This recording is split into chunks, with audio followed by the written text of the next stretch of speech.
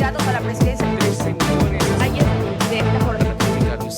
La cédula de identidad, la requisa respectiva y los policías. Desde las 7 de la mañana ya. Me lanzamos inmediatamente al lado de sus hijos. Acabo de Luisa González. podemos recinto electoral.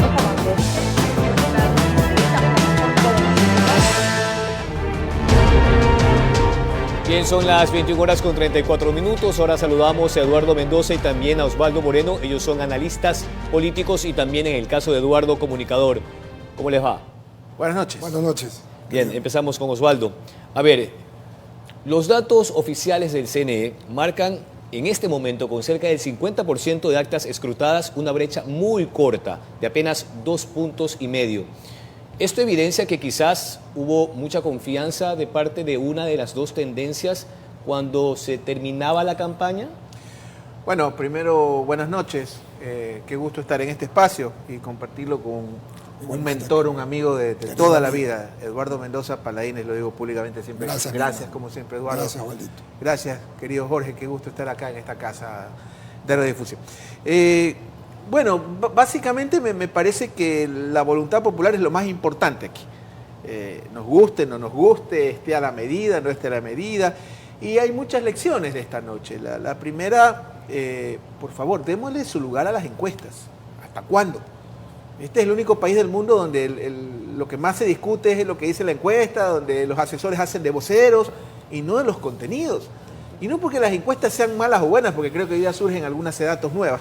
Pero en todo caso creo que es muy importante que la opinión pública entienda que los estudios de opinión no son para adivinar quién gana o quién pierde, son para darnos información, primer paso. Segundo, creo que esto nos da una gran lección. Mañana el presidente Noboa estará haciendo pucheros y el correísmo pidiéndole perdón a toda la humanidad. Y esa es la democracia. Pero creo que es fundamental que este ejercicio democrático, y se lo digo si me lo permite, obviamente, un aplauso a la Policía Nacional. Ni un solo candidato ha sufrido un atentado, gracias a Dios. La elección pasada no solo hubo el caso de Fernando, que en paz descanse, de varios candidatos, ni un solo candidato asesinado, que creo que es un gran logro. Y he tenido alumnos y amigos en distintos puntos de la patria, en recintos electorales, impecable el proceso electoral. Creo que esas cosas hay que recalcar porque el gran problema del Ecuador es la ausencia y la debilidad institucional. Entonces, en ese contexto, felicitémonos, abracémonos como ecuatorianos y que mañana empiece una campaña de contenidos, de conversaciones y de menos fake news, por el amor de Dios. Basta de tanta difamación, basta de tanto insulto, basta, hay que acabar con estos GDOs, grupos de difamadores organizados en las redes sociales. Creo que hay que debatir la regulación de este espacio y que tengamos un gran ejercicio democrático como el que hoy ha tenido el pueblo ecuatoriano. Eduardo, ¿qué pasó en la campaña? Porque Daniel Noboa capitalizó las plataformas digitales y la Revolución Ciudadana insistió en la calle, ¿no? En lo caliente de la calle, que al final ha sido siempre su tendencia, su escuela, su modus vivendi, ¿no? Hubo allí un fraccionamiento. ¿Qué sucedió? Buenas noches y gracias. Qué gusto estar con Osvaldo, mi querido y gran amigo, y a todos, muy buenas noches. Creo, y lo digo con toda franqueza, primeramente que, como bien decía Osvaldo, hemos asistido a la fiesta de la democracia, porque hoy el pueblo ecuatoriano se ha manifestado y hay dos candidatos, como siempre supimos, que iban a estar en la elección, iban a ir a una segunda vuelta. No obstante, lo que bien dice Osvaldo, me hace pensar, y lo que tú me preguntas, Jorge, lo que pasó es sencillamente lo que siempre supimos, que habían dos candidatos y que los exit polls son nada más y nada menos que encuestas a boca de urna. ¿Qué significa esto? Que no necesariamente lo que se vendió es lo que es, y que los ecuatorianos decidieron una votación que no es inusual, porque cuando tú polarizas, cuando vendes una polarización, no puedes pensar que esta polarización va a ser de 10 puntos, de 8 puntos, sino que los dos tienen resultados. Cuando hay casi 50% de las actas escrutadas, Jorge, amigos de RTS, tenemos que exactamente no se sabe quién va a ganar a quién no. Lo que estamos seguros hoy sí es que hay una segunda vuelta. Ahora, Osvaldo, ya en el día a día de la campaña, la gente esperaba información más concreta, quizás se concentraron los candidatos a atacarse como usualmente pasa y no pudieron capitalizar sus propuestas centrales, ¿no?, en materia de economía, energía, migrantes ahora. A ver, a mí esta elección me parece una prolongación, digamos, de la última segunda vuelta. No sé, salvo mejor criterio. Es una tercera vuelta. Es algo así. Es decir, hemos tenido una elección que, teniendo las primeras vueltas otra lógica, es muy parecida, parece la prolongación de la última segunda vuelta, es una tercera vuelta, digamos. Se da una polarización que, bueno, mucha gente, varios años con Eduardo Mendoza casualmente, y con usted cuando me he entrevistado, Jorge, sobre el tema del bipartidismo, si es viable, si lo necesitamos. Bueno, queríamos bipartidismo, eso es lo que la voluntad popular nos ha hecho, sin perjuicio de dos grandes, creo yo, hallazgos o novedades, que son el señor Leonidas Issa, que celebro que esté sometido a la institucionalidad y que esté en la lucha ahora electoral, y de Andrea González, que creo que son ambos ecologistas. Esto es importante, y ecologistas no digamos de hecho, sino de derecho también, tienen un título de son profesionales en el campo ambiental. Entonces, en ese escenario, me parece que ha sido una elección donde se prolonga esta segunda vuelta y donde fundamentalmente el oficialismo, creo que la tenía cuesta arriba, porque reelegirse es complicado, y no porque sea Daniel Noboa. En líneas generales, siempre reelegirse es un ejercicio difícil porque estás ratificando la confianza. Y por otro lado, un correísmo que me parece que tuvo una apuesta interesante, y usted me interrumpe con confianza, entiendo que en televisión es diferente, ¿no?, que fue apostar a una segunda vuelta. El correísmo en esta ocasión no se vendió ganador de la primera, el gobierno creo que exageró con eso, con exceso de influencers, de analistas, de encuestadores, y bueno, usted ve los resultados. Me parece que el gobierno la va a tener cuesta arriba porque esto desmoraliza mucho. Entonces va a tener un espacio que, afortunadamente para ellos, como es tan largo este lapso, que es una chifladura, creo yo, hay que conversar sobre eso de 2 meses y más.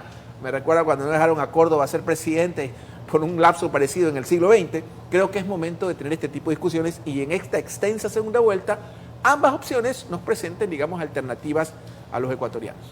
Vamos con los números, Eduardo. En el caso de Luisa González, creció 10 puntos porcentuales porque en la elección anterior llegó al 33-34%. ¿A qué obedece ese crecimiento? La muerte de Fernando Villavicencio fundamentalmente cambia todo el resultado y el escenario de lo que fue el anterior capítulo de la elección, de lo que hablamos la primera y segunda vuelta. Hoy tenemos tercera. Y entonces la óptica de la gente y la percepción es que ellos habían tenido que ver, y eso la golpea a Luisa González y a la lista 5. ¿Okay? Esto cambia ahora porque se investigaron y se investiga. Para mí, con todo respeto, todavía queda mucho debiendo la justicia sobre la muerte de Fernando Villavicencio, pero esto lo único que hace es reivindicarte hoy que ellos, o sea, hablo de la lista 5, tienen posibilidades muy claras y muy serias de estar junto con la lista 7 en el próximo escenario, que va a ser la cuarta vuelta. Con algo que es importante, porque creo que lo señala bien Osvaldo, lo que logra el gobierno y el presidente de la República no es fácil. Tuvo que enfrentar una serie de cosas, incluyendo los apagones, y ahí está jugando en el partido, no está fuera del partido. Vamos a ver lo que pasa en estos 45 días hasta el 13 de abril, pero lo que sí quiero señalar es que invoco, igual que lo hizo Osvaldo, a la democracia, a la institucionalidad, y a insultar menos y hablar menos y hacer más, porque la gente quiere resultados. Esta elección, que es media regionalizada, aunque parezca mentira, invoca a la gente a pensar, sin tener en ningún caso un partido u otro, sino en qué quiero, en qué deseo. ¿Queremos un mejor Ecuador? ¿La democracia, la institucionalidad o no? Y eso es lo que vamos a ver en los próximos 45 días. Hoy hay otra cosa interesante. Luisa González, por segunda vez, entra en una campaña electoral, es su segunda campaña, y está cerca del presidente de la República. Y el presidente entra la segunda vez en una nueva postura de ser candidato y poder, en este sentido, ganar, pero también puede perder. ¿Qué va a pasar? Eso lo decide el pueblo ecuatoriano. Según la lectura de Eduardo, Osvaldo, ese crecimiento de 10 puntos porcentuales en el caso de Luisa González es por el asunto de la inseguridad y de los apagones, a pesar de que en el primer caso se declaró un estado de conflicto armado interno y en el segundo terminaron los apagones en diciembre. Bueno, yo voy a tomar las palabras de Eduardo, que creo que es fundamental. Un año después del asesinato vil y cobarde de Fernando Villavicencio, su familia todavía no tiene ni consuelo ni justicia. Amén. Y es la justicia y el consuelo de todo el país. Eso es una brutalidad, y que se le haya, y lo digo abiertamente, que se le haya dado uso electoral y político a esta catástrofe que el país vivió, por un lado. Segundo, creo que es fundamental, lo repito, con o sin apagones, reelegirse es complicado. Mire, Ecuador tiene uno de los porcentajes más bajos del mundo de dignatarios reelectos. Le hablo solo en el ámbito seccional, claro que es diferente, pero solo en el ámbito seccional, en las últimas 2 elecciones no pasa el 10% de los alcaldes o prefectos que tienen éxito en esa digamos, aventura, lo voy a llamar, de quererse reelegir. Adicional a eso, es importante también entender la foto del país. ¿Qué es lo que el país está viviendo? Crisis de inseguridad. País más violento del planeta. Y le voy a dar un dato terrorífico, que muy poca gente habla o no lo sabe. Nosotros tenemos ya la más baja tasa de escolaridad del hemisferio. Es decir, solo el 87% de los jóvenes en edad de educarse están escolarizados, cuando nuestra cifra récord era 97%. Es decir, el analfabetismo ha aumentado. Cuando eso aumenta a un punto en Senegal, en Sudán, es un escándalo, pues la UNESCO interviene. Ese es el Ecuador que estamos viviendo. Sume la crisis económica, crisis energética, crisis institucional, indudablemente, y añado el factor lamentable de este asesinato vil, que quiero no hablar mucho del tema porque no hay que politizarlo ni hacerlo electoral, sino buscar justicia en ese contexto, y el mérito, indudablemente, me parece que la señora González ha mejorado, y creo que ya hay que ver en una segunda venta eventualmente, donde indudablemente ya foja cero y las cosas empiezan de cero.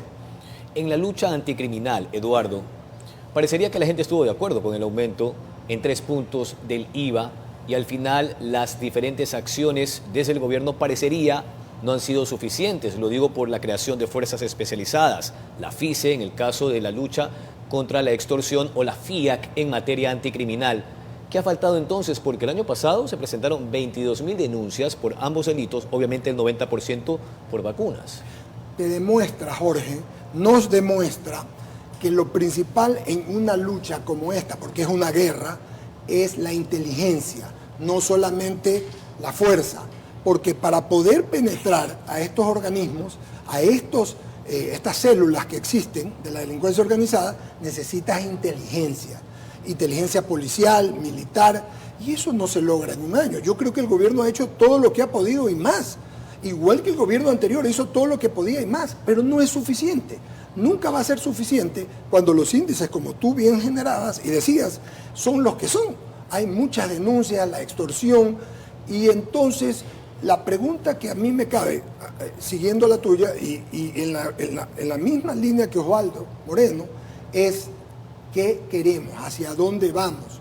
Porque con un tema como el que tenemos, sin seguridad no hay nada. No hay turismo, no hay negocios, no hay nada, porque la inseguridad mata a todo el mundo. Ahora, esto no significa que el gobierno, reitero por segunda vez, no ha hecho todo lo que puede y más, pero no es suficiente. No obstante, para mí, un fenómeno que es tan o más importante es el del trabajo, el del desempleo, porque ese sí es un problema lacerante. Es un problema que tiene el Ecuador desde hace muchos años y que lo viene arrastrando. En un año no puedes hacer demasiadas cosas. Tampoco significa que pudieras haber hecho más. No, pero hay muchas cosas que tienes que hacer. ¿Quién lo va a plantear? Y el problema del Ecuador hoy, aparte de la inseguridad y el desempleo, el trabajo, es un tema que la inseguridad genera un problema económico. Los ecuatorianos, lo que decían, un momento, vacunas. ¿Quién puede caminar tranquilo? ¿Quién puede manejar un carro tranquilo? Pero no acusemos a nadie de esto. Veamos positivamente lo que hay que hacer. Hay que seguir luchando y tenemos que tener propuestas. Y la policía, como decía Diego Osvaldo, que hay que alabarlo, y las Fuerzas Armadas, que han hecho un gran trabajo, tienen que hacer más. Y para hacer más necesitan más. Económicamente, tener tecnología, cosa que no es fácil porque es costosa.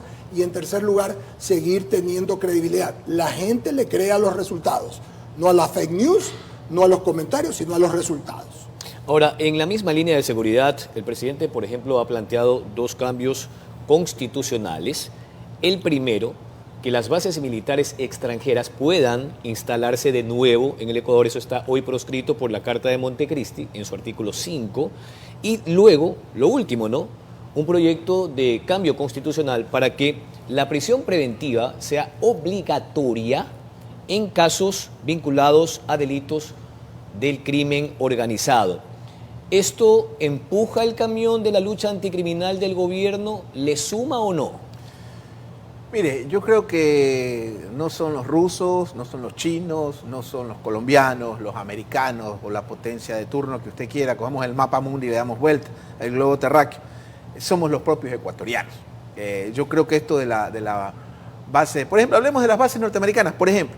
Yo en lo personal quisiera que hubiera 10 ya, pero si sirviera para algo. Si a mí me dicen, a ver, ¿cuánto van a invertir? Es lo que acaba de pasar en Panamá.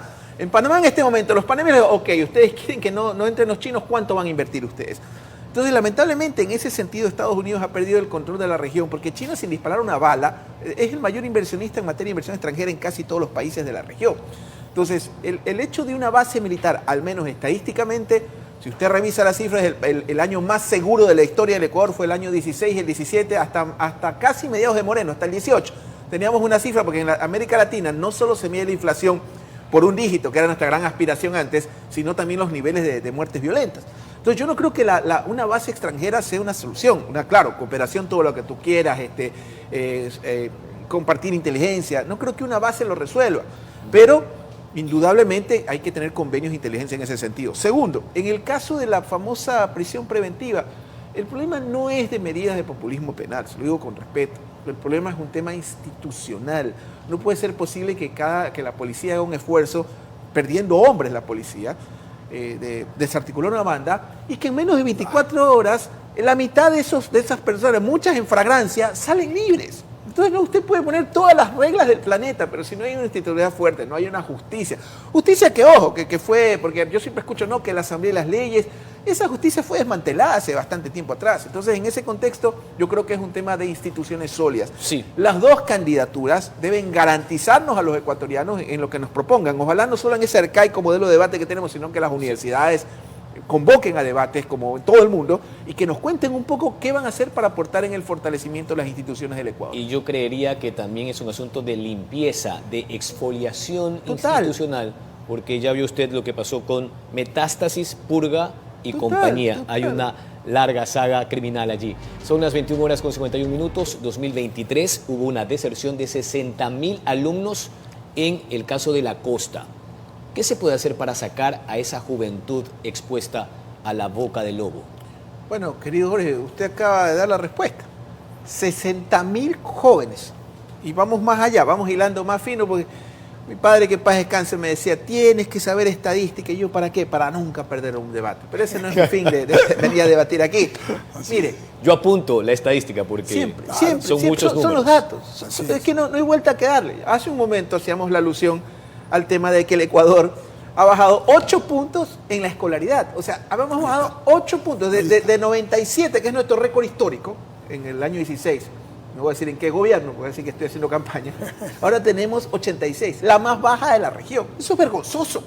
Usted acaba de hablar de 60.000, ¿y esos niños quién creen? Que se fue a hacer una pasantía a Miami, que están jugando PlayStation. El caldo de cultivo, que no le entra, con todo respeto, al relato neoliberal. Esto no se resuelve con caridad, repartiendo los juguetes que no usan tus hijos o los cuadernos que dejaron a medio usar. Esto no se resuelve con caridad, se resuelve con políticas de Estado sólidas, de educación, ¿ya? No se resuelve criminalizando a los pobres. No, pues vamos a darles una pena, encerrar una mazmorra. Así no funciona, porque el problema de ese niño de 16 años también es problema de tu hijo de 16 años, de nuestros hijos. Yo aplaudo a la ministra Crespo, Sí. Jimena Alegría. Crespo. Alegría Alegría, Crespo. Jimena, la colega periodista, Alegría Crespo. Apenas se sentó en el despacho, lo primero que tengo que hacer es hacer un censo y ver cómo regresamos a estos chicos a la escuela. Un poco difícil, un año indudablemente, pero yo no creo que esto se resuelva criminalizando a los jóvenes, porque la materia prima, y esto es importante, la materia prima de la delincuencia y del crimen organizado se llama la pobreza extrema. Cuando no entendamos esto, que son componentes, como dice acertadamente, de educación, de deporte, el deporte, así como el que va a la guerra decía que el trabajo santifica, el deporte libera, Totalmente. el deporte te aleja de los vicios, el trabajo. Entonces, yo creo que es un problema de educación y no creo que criminalizando a los niños pobres lo va a resolver. Eduardo, entonces un plan intersectorial, Ministerio de Educación, Salud, Ministerio del Deporte, el MIES, señor. ¿Deberían articular entonces esa estrategia? Esto es lo que queremos y lo que, sin haber hablado, coincidimos con Osvaldo y creo que contigo, Jorge. Necesitas ir a territorio a resolverle los problemas a las familias que menos tienen. ¿Sí sabían ustedes que venden niños, no? Porque tienen algunos hijos y no tienen qué comer. Entonces vienen estos fulanos y les dicen, mira, pásamelo para acá y ustedes quédense tranquilos. Porque va a haber, van a tener. ¿Quién falla? ¿Quién ha fallado? Vuelvo a repetir lo que dije antes y me reitero, la sociedad. Entonces, no le puedes pedir a un gobierno de un año, ni a otro gobierno. Esto es un tema integral que tiene que jugarse en todos los sectores. Y de largo aliento. Y de largo aliento, incluyendo a la iglesia, a los pastores, a todos. O sea, es una integralidad, es volver a unir al Ecuador, volvernos a unir, aunque me digan que estoy soñando, no creo. Porque Osvaldo ha citado cifras impresionantes y tú, 60.000 niños que desertaron la escolaridad. Es volver a unir al Ecuador en un solo nombre, mejorar, sacar a los niños de la delincuencia, dándoles todos los caminos que tienen. Ya decíamos, ¿cuánto sueña un niño, por ejemplo, cuando lo ve jugar a uno de nuestros futbolistas en Inglaterra, en Bélgica? Niños, eran gente pobrísima que se ha hecho en base a su esfuerzo, gente de fortuna, de fama. Entonces, el deporte, y lo mismo en actividades lúdicas, como te decía, pero hay que hacerlo, no hay que hablar tanto de este tema. Los ministerios que tú señalas, más una política, porque esto tiene que ver con una decisión política del primer mandatario y su gabinete, de ir a trabajar en ellos, no preocuparse tanto por los contornos, en ir a trabajar en la sociedad, en la gente y en lo social. Cortito, con Osvaldo, ¿Cómo no? Una evangelización social que también debe incluir arte y cultura, porque no todo es el fútbol, ¿ah? Así es. Yo creo que es un apostolado público. Sí, señor. Entender que la educación es una política de Estado. Le voy a poner otra cifra. ¿Usted sabe cuál fue el país del mundo que invirtió más en educación superior, de acuerdo a la UNESCO, hasta el año 2016? El Ecuador. El Ecuador invirtió 16.000 millones de dólares en educación superior. Si le digo cuánto invertimos, se va a poner a llorar. Entonces es importante que tengamos políticas de Estado. Y una de esas es la educación. Si nosotros no apostamos a reconstruir el tejido social en materia de políticas de Estado que conducen a la inversión en educación, la educación siempre será una inversión. En los barrios populares, que el acceso al agua potable, a infinidad de factores, mientras no resolvamos estos temas, yo creo que, y que no lo debatan, por favor, en el debate no se habló de, claro que es peor no tener debate, ¿no? Pero no se habló de política exterior, no se habló de educación. Por eso es tan importante que la academia, lamentablemente silente en esta etapa de la tragedia de esta patria, participe e intervenga. Ojalá alguna universidad privada y universidad pública elaboren o sean parte de estos debates, incluido el CNE. Gracias, Osvaldo. A usted. Ahora, la composición de esta asamblea, vistas estas cifras, ¿no? 45.30 y pico, 43.19, Daniel Noboa y Luisa González, significa que tendríamos de nuevo una asamblea polarizada, compartida y dividida. A mí.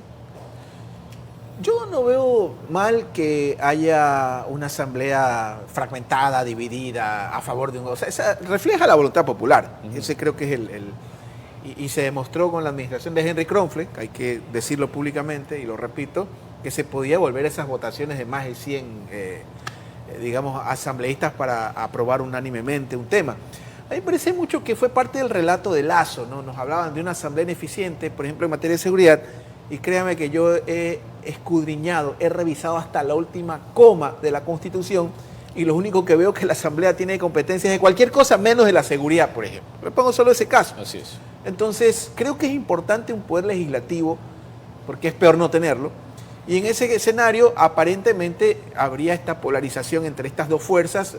Bueno, hay fuerzas regionales, por ejemplo, hay Partido Conservador en el Carchi, bueno, eso es súper interesante, hay movimientos regionales en diferentes provincias, pero para ciertas reformas de fondo, o más importantes, necesitas 2/3 partes. Así es. Entonces va a ser muy difícil. Por ejemplo, a nivel de muerte cruzada va a ser imposible, por lo menos desde la Asamblea. Así es. Entonces, vamos a ver primero cómo queda configurada y vamos a ver finalmente quién gana la presidencia, porque eso va a depender mucho también. Se lo preguntaba a Osvaldo, Eduardo, por lo que ha sucedido últimamente en la campaña.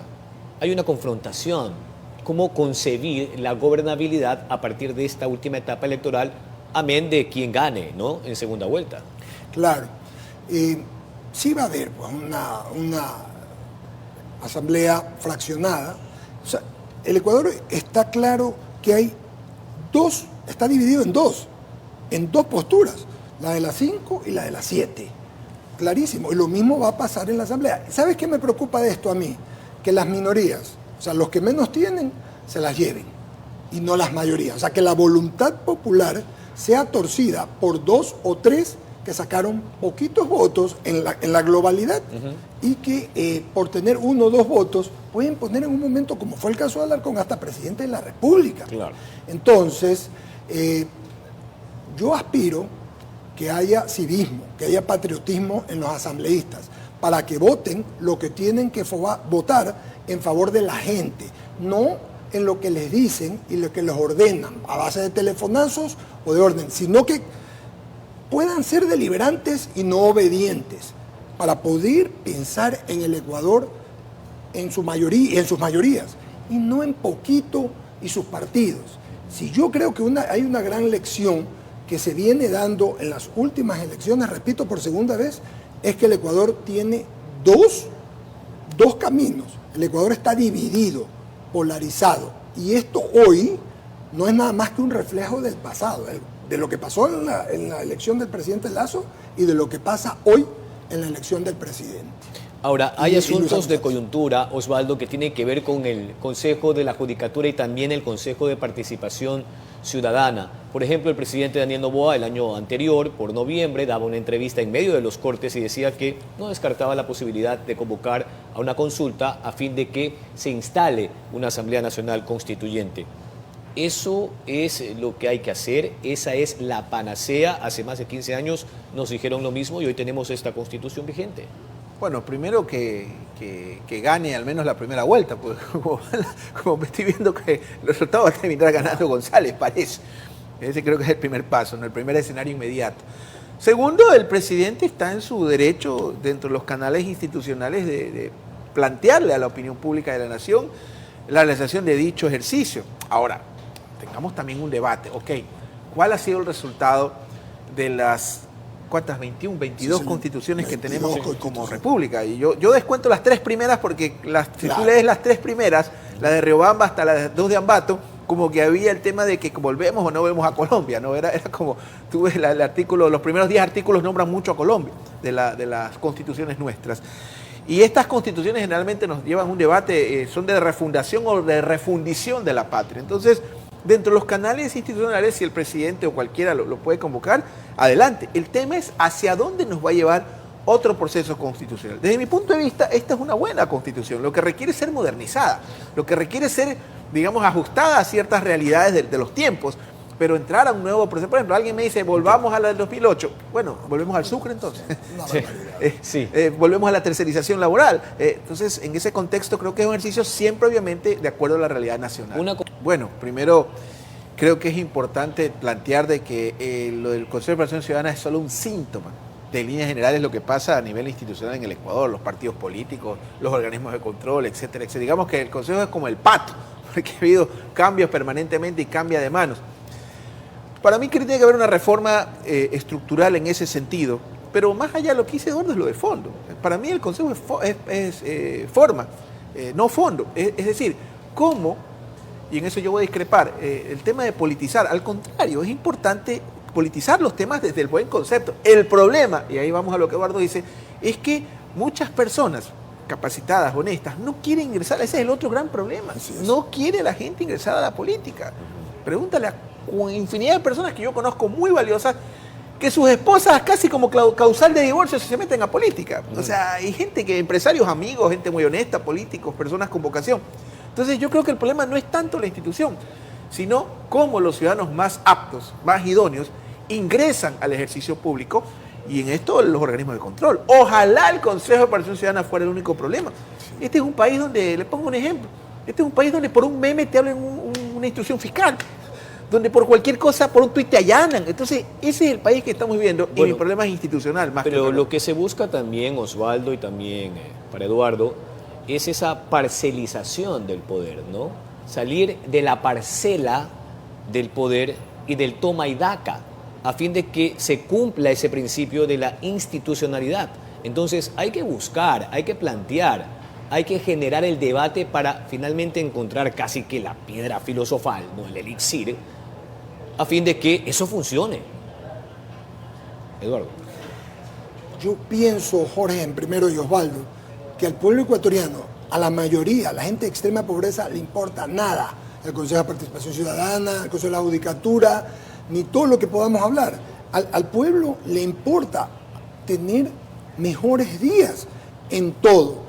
Entonces, cuando hablamos de esto, hablamos de un grupo, de un segmento que está haciendo política u opinión, y sobre ello debemos de decir y concluir en algo que yo lo he visto a través de mis 43 años de ejercicio profesional en el periodismo.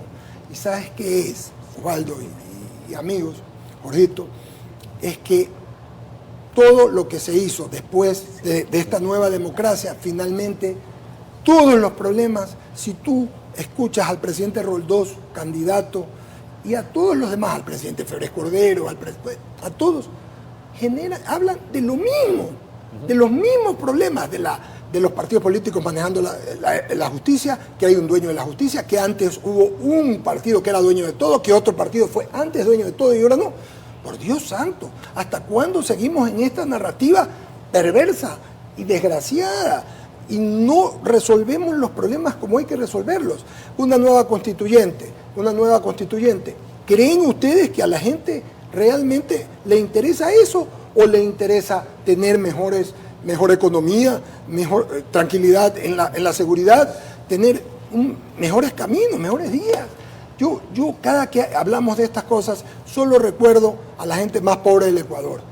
No es lo mismo lo que piensa un hombre o una mujer pobre que un hombre de clase media o de más acomodada. No es lo mismo porque las circunstancias son diferentes. Hoy el problema ya no es solamente ese. El problema es que estamos vendiendo que llegar al cielo, que llegar al paraíso es una nueva constituyente, desaparecer al quinto poder o meter uno el otro. La panacea. La panacea. No hay panacea si no hay voluntad de las mayorías de arreglar esta desgracia que vive el Ecuador.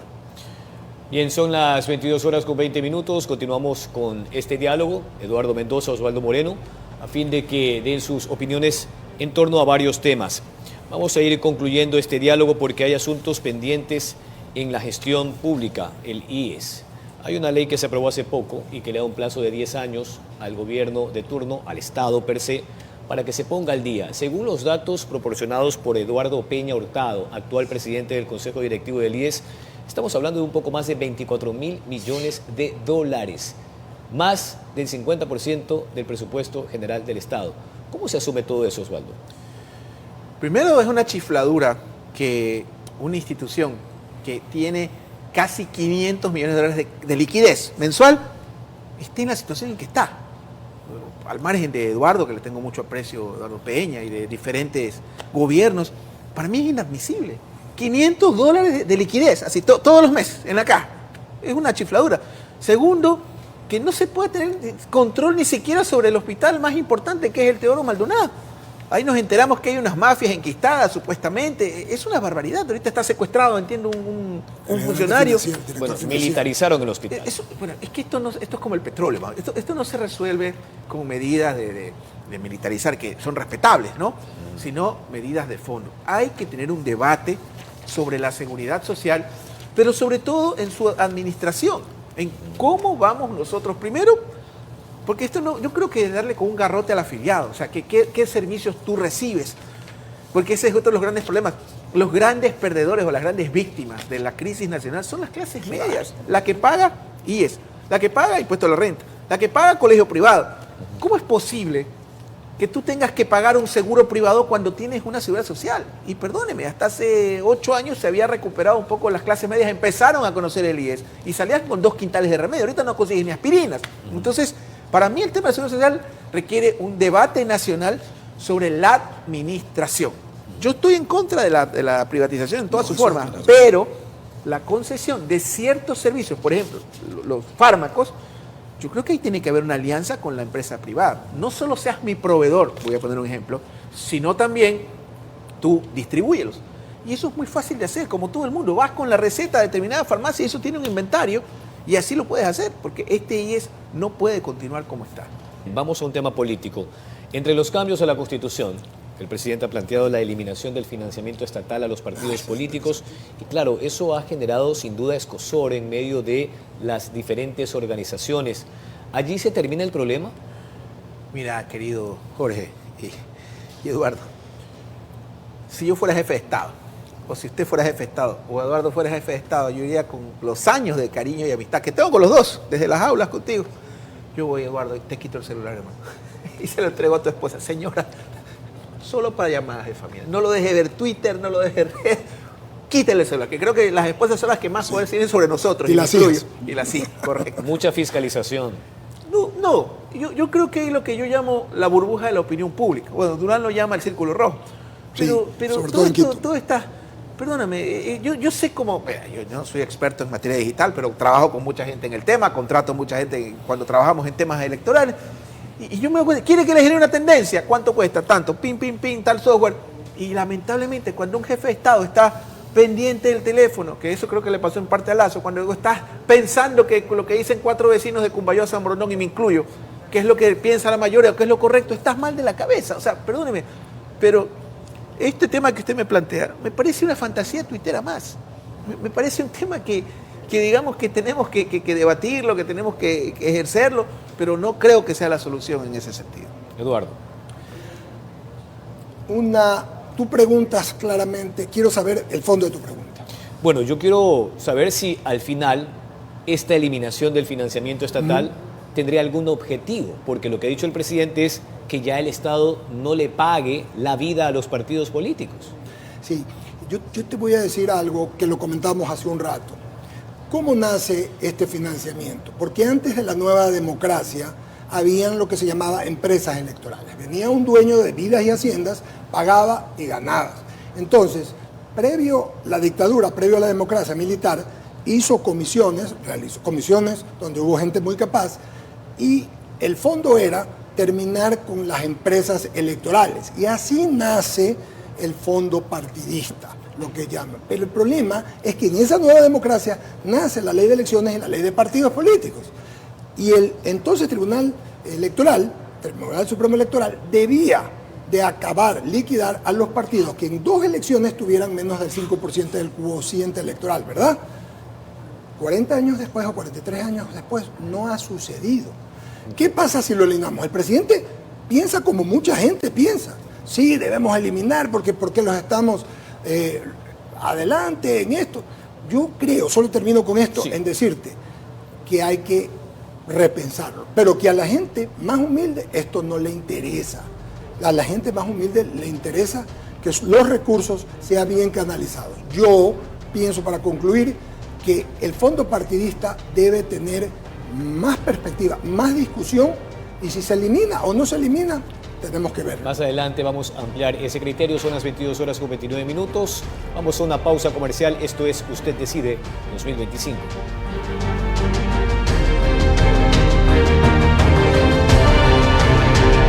Un poco para ir concluyendo este diálogo con Eduardo Mendoza y Osvaldo Moreno. Sin duda, ahora todo se va a concentrar en la campaña que se viene, pero sobre todo en el debate, ¿no? Porque estarán cara a cara de nuevo, sí, pero no sé si eventualmente la academia, que estuvo interesada en estos debates para los candidatos a la Asamblea, se sumen, ¿no?, con las universidades y multiplicar los espacios.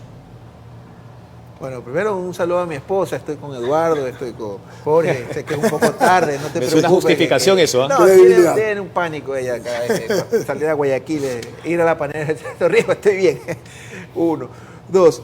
Sí, el debate, como habíamos comentado, y esto lo venimos con Eduardo, creo que con varios analistas, luchamos porque se institucionalice el debate. Era una aspiración que se consiguió desde los micrófonos, de la academia. Y siempre planteo que es peor no tenerlo. Me parece que el modelo es arcaico, me parece que faltan temas, pero lo importante es qué actores de la sociedad se integran a la organización de este ejercicio democrático. Y para eso, vuelvo al tema, debe intervenir la universidad. La Universidad Nacional le debe mucho al país. Y se lo dice un profesor universitario de la universidad pública, la universidad privada, de casi 20 años. 20 años realmente este año. Entonces creo que es fundamental que el debate se interiorice y los temas. No es posible, Eduardo, no es posible, Jorge, no es posible, audiencia, que con los problemas que tiene Ecuador, en su peor etapa política exterior, quizás es la derrota del 98, porque a mí la firma de la paz, el resultado fue maravilloso, pero el ejercicio fue humillante. No es posible que no tengamos represión diplomática en México, el país que tiene más ecuatorianos en vulnerabilidad cruzando los Estados Unidos. Ese es un tema que hay que hablar. No es posible que no se hable de educación. Entonces sí, peor es no tenerlo, pero creo que este debate tiene que ampliarse. AER, del que tú has sido parte, I99, el medio de comunicación, las radios, tienen que ser parte de las universidades de este ejercicio, pero ampliándolo a más, digamos, ramos. No creo que el del CNE no es suficiente. Sí, ¿habría que multiplicar esos espacios? Sí, Jorge. Primero, fíjate, hay dos debates. Yo creo que deberían dos. Me refiero al de presidentes, uno, y ahora al de vicepresidentes, que no fue obligatorio. Yo haría 3, para dar más posibilidad a que escuchemos no solamente las propuestas, porque lo que pasa es eso, no es una declaración de propuestas y no de debate. Pasa en la primera vuelta, en la segunda hay más chances. No obstante, el debate a mí me queda debiendo. ¿Por qué me queda debiendo? Porque, por ejemplo, el debate de la primera vuelta del año anterior no lo ganó, en mi criterio, Luisa González, ni siquiera el presidente. Hubo otro ganador, pero ese ganador no fue a la segunda vuelta. Y en la segunda vuelta yo pienso que Luisa González estuvo mejor que el presidente y el presidente de la República ganó el debate. Hoy, si vemos quién fue el ganador del debate de este año, para mí fue Andrea González, que se lo llevó en demasía. Y penosamente el posdebate no fue el mejor. Pero ella no está en la clasificación, para hablar en términos futbolísticos, sino está el presidente y Luisa González, la 7 y la 5. Es decir, yo creo que hay que ampliar este tema, hacerlo más grande, y la academia debe intervenir, pero también los gremios profesionales, no solamente los de arriba, sino los profesionales que están en el tema para poder ayudar. Agradecemos a Eduardo Mendoza y a Osvaldo Moreno por sus lecturas y posturas.